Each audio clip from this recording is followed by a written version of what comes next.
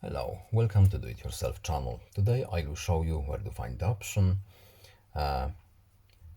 and how to allow applications access to our alarms and reminders, where to find the settings and how to change it. So we are going to go to our main setting menu, then apps, applications menu, and at the top right we have three dots menu, then special access. And here we have alarms and reminders.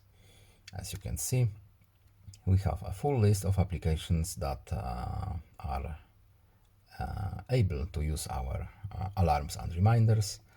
We have a short explanation here, but if you want to turn on or off this setting for a specific application, we can do it right here. No need to save, back out. That's it.